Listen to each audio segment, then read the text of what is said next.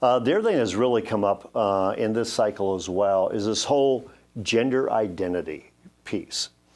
Now, from our standpoint, I mean, when we stand for biblical marriage between a man and a woman, and we believe our God's a God of order, not a God of chaos. But when you start unraveling his order, all of a sudden, it's kind of amazing what will happen here. And so 16 states have banned trans surgeries for young people. Now I know that you in Arkansas, you're probably one of the first ones to address this issue. Tell us how you landed there and where you're at today, and would you still be there today as governor of Arkansas? Bob, thanks for the question. That's important. I know there's a lot of people that ask questions about why I vetoed that first bill. You're right. We were the first state. Yeah. But let me say very clearly that there's two genders. Mm-hmm. God created those two genders, and there shouldn't be any confusion. And whenever you look at transgender surgery for minors, that should not even be a consideration. The highest priority is protecting the children.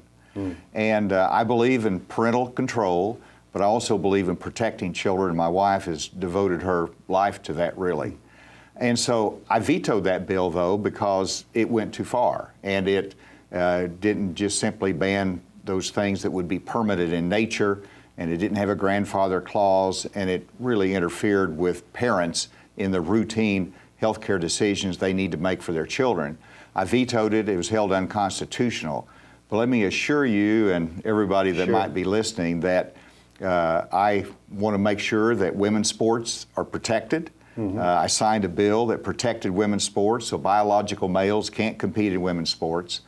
But then secondly, that there shouldn't be any decisions made by parents that are permanent in nature in terms of changing a child's gender. Mm. And just as importantly, it's critically important that our schools don't hide information from parents when the children are either being pressured or struggling with that issue. Parents need to be involved, and that's why, I supported, parental engagement in that and decision-making unless there's some permanent change that would change the fact. Yeah, I'm really glad you brought that up because parental rights is a big issue with us as well. And it seems like the government more and more wants to intrude on parental territory and saying, these are our children, they're not your children. If you're not willing to do it our way, we're willing to take the kid out of the home. We're willing to call that child abuse or child endangerment. And again, our ministry believes, the Deuteronomy 6, it's the parents' right and responsibility to raise that child when they get up in the morning, when they're away during the day, when they go to bed at night. How can you, as president, elected president, say, I will be a champion for parental rights and the belief in the nuclear family, not in the government intrusion and overreach? I will absolutely be a champion for parental rights. I've raised 4 children. I believe in God choice. Bless you, so have I. Still paying for it.